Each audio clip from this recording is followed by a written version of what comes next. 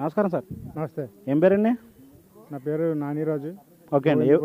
గోవిందపురం జగ్గంపేట మండలం, జగ్గంపేట నియోజకవర్గం. ఏంటి సార్, 13వ తారీఖున ఎలక్షన్ జరుగుతుంది, అవగాహన ఉందండి? అవగాహన ఉంది. ఏ పార్టీలు పోటీ చేస్తున్నాయి అన్న అవగాహన ఉందండి? ఇక్కడ తెలుగుదేశం, వైసీపీ పార్టీ ఇది రెండు పోటీ చేస్తుంది. ఎలా ఉంటుంది సార్ జగ్గంపేట ఈసారి పరిస్థితులు? ఎవరు గెలుస్తారనుకుంటున్నారు? 100% నెహ్రూ గారు నెగ్గుతారు. ఓకే అండి. తెలుగుదేశం పార్టీ ఉమ్మడి అభ్యర్థిగా ఆయన విజయం సాధిస్తారు. ఏమాత్రం మెజారిటీ అంచనా వేయచ్చు? కొంచెం గట్టిగా మాట్లాడండి. రావచ్చు, 15,000 నుంచి 20,000 పైన రావచ్చు. ఎందుకని నెహ్రూ గారే గెలుస్తారనుకుంటున్నారు?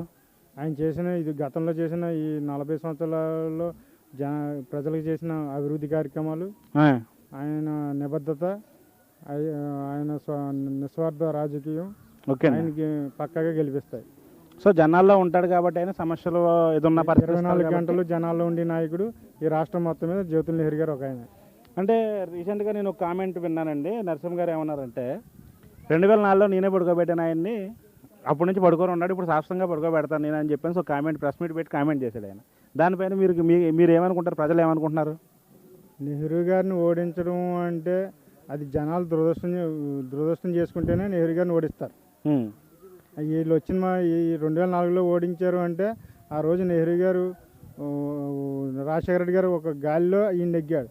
ఎప్పుడైనా సరే ఒక పార్టీ గాలిలో నెగ్గారు తప్పించి గాలికి వ్యతిరేకంగా ఎప్పుడు ఎదురెళ్ళి ఎప్పుడు ఈయన నెగ్గలేదు. ఇప్పుడు నెగ్గితే ఆయన గొప్పతనం తెలుస్తుంది. ఇవాళ తెలుగుదేశం గాలి, ఎన్డీఏ కూటమి, ఈ పార్టీలు మూడు కలడం వల్ల ఒక వేవ్ ఏర్పడింది.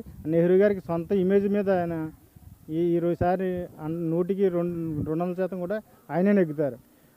ఓకే సార్, ఇప్పుడు మీరు చెప్పింది చూస్తే జనసేన, బీజేపీ, టీడీపీ కూటమి అంటున్నారు. ఈ ముగ్గురులో కూడా మీరు ఒకరికొకరు సహకారం చేసుకుని ముందుకు వెళ్తున్నారా, లేకపోతే ఎడమొఖం పెడమొఖంగానే ఉంది? ఎడమొఖం అనేది నియోజకవర్గంలో ఎక్కడా లేదు. ప్రతి జనసేన కార్యకర్తలోని, జన సైనికులోని, బీజేపీ నాయకులోని, బీజేపీ కార్యకర్తలోని ప్రతి ఒక్కరు కూడా అందరూ ఒక కోఆర్డినేట్ చేసుకుని ముందుకే వెళ్తున్నారు. ఒకరి మాటను ఒకరు గౌరవించుకొని ముందుకు కూటమిని అయితే నిలబెట్టాలని చూస్తున్నారు. కూటమిని 100% నిలబెడుతున్నారు. ఓకే సార్, గతంలో మీకు ఇప్పుడైతే ఎవరైతే వైసీపీకి ఎమ్మెల్యే అభ్యర్థిగా ఉన్నారో వారు ఎమ్మెల్యేగా చేశారు 2 సార్లు, ఒకసారి మంత్రిగా చేశారు, ఒకసారి ఎంపీగా చేశారు. సో వారు ఈ 15 సంవత్సరాలు సేవ అందించారు మీకు. ఆ సేవలో భాగంగా ఆయన చెప్పుకోవడానికి ఏమన్నా ఉందా? ఈ గోవిందపురంలో చెప్పుకోవాలనుకుంటూ ప్రత్యేకంగా ఏమీ లేదు ఆయన చేసిందంటూ. ఎప్పుడు చేసినా నెహ్రూ గారు ఫస్ట్ అప్పుడు 2004 ముందు సిమెంట్ రోడ్లు నెహ్రూ గారు వేశారు. 2014లో నెహ్రూ గారు వేసిన సిమెంట్ రోడ్లే తప్పించి కొత్తగా ఇక్కడ అభివృద్ధి చేసిందంటూ ఏ నాయకులు చేయలేదు.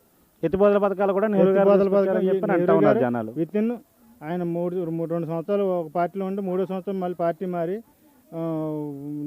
చంద్రబాబు నాయుడు గారి ఆధ్వర్యంలో 6 నెలల్లో ఒక ప్రాజెక్టును తయారు చేసి ఇంప్లిమెంట్ చేసి శాంక్షన్ చేసి టెండర్లు తీసుకొచ్చి వర్క్ మొదలెట్టిన ఘనత ఒక నెహ్రూ గారిదే. నెహ్రూ గారు ప్రజల వ్యక్తి కాబట్టి, వ్యక్తి కాబట్టి, కష్ట సుఖాలు తెలుసు కాబట్టి, నియోజకవర్గంలోని ప్రజల కష్ట సుఖాలు, రైతుల కష్టాలు తెలుసు కాబట్టి ఆయన ఏదైనా చేయగలిగే సత్తా ఉన్న నాయకుడు.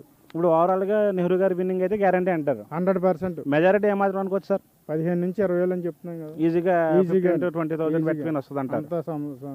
ఈజీగా వస్తుంది అంటారు. ఓకే సార్, ఇప్పుడు మనం చూసుకున్నట్లయితే ఇదే వైసీపీ అభ్యర్థి నరసింహం గారు ఆఫ్టర్ 14 తర్వాత ఎంపీ అయిపోయారు. తర్వాత ఆయన ఎక్కడ కంటెస్ట్ చేయలేదు. తర్వాత 19లో వాళ్ళ మిస్సెస్ గారు పెద్దాపురాన్ని కంటెస్ట్ చేశారు. ఆ టైంలో ఏమన్నా జగ్గంపేట నియోజకవర్గాన్ని పట్టించుకున్నాడు? ఆయన ఏమీ పట్టించుకోలేదు.